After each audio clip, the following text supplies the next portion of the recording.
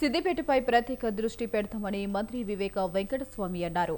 సిద్దిపేటలో పార్టీ బలోపేతంపై ఇప్పటికే CM Revanth Reddy incharge Meenakshi నటరాజన్తో చర్చలు జరిపామని చెప్పారు. సిద్దిపేట అర్బన్ మండలం ఎన్నస్పల్లి గ్రామంలో సర్పంచ్ అభ్యర్థిగా పోటీ చేసి ఓడిపోయిన కృష్ణమూర్తి ఆయనతో పాటు దాదాపు 200 మంది మంత్రి వివేక్ వెంకటస్వామి సమక్షంలో కాంగ్రెస్ పార్టీలో చేరారు. రానున్న రోజుల్లో బీఆర్ఎస్ పార్టీని జిల్లాలో లేకుండా చేసి కాంగ్రెస్ పార్టీని బలోపేతం చేయాలని ఈ సందర్భంగా మంత్రి సూచించారు.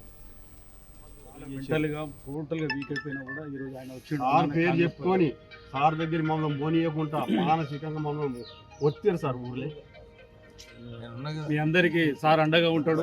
ఎన్సాన్పల్లి తడకపల్లిలో ప్రోగ్రాంలో ఎన్సాన్పల్లి నుంచి కృష్ణమూర్తి కాంగ్రెస్ పార్టీలో వారి అనుచరులు అందరూ కూడా కాంగ్రెస్ పార్టీలో జాయిన్ అవ్వడం చాలా సంతోషంగా ఉంది. వారిని మేము ఆహ్వానిస్తున్నాము.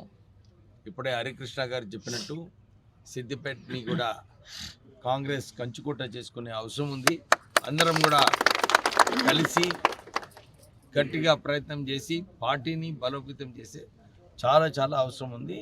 ఈ దశలో ఇప్పుడే ఏదైతే కృష్ణమూర్తి మాట్లాడినాడో, నేను ఈ ప్రాంతంలో అన్ని టీఆర్ఎస్ పార్టీని ఖాళీ చేసి కాంగ్రెస్ పార్టీని బలోపేతం చేస్తాము రేవంత్ రెడ్డి గారి నాయకత్వంలో అని చెప్పి ఏదైతే చెప్పారో దాన్ని అందరు కాంగ్రెస్ కార్యకర్తలు అందరూ కూడా కష్టపడి పనిచేసే అవసరం ఉంది. నేను నిన్న ముఖ్యమంత్రి గారితో ఈ విషయం చర్చించినప్పుడు కూడా సిద్దిపేటని స్పెషల్గా చూసే అవసరం ఉన్నది. సిద్దిపేటలో కాంగ్రెస్ పార్టీని ఇంకా ఎక్కువ బలోపేతం చేసే అవసరం ఉంది. మనమందరం కూడా కలిసినప్పుడు డెఫినెట్లీ పార్టీని మనం స్ట్రాంగ్గా చేయొచ్చు.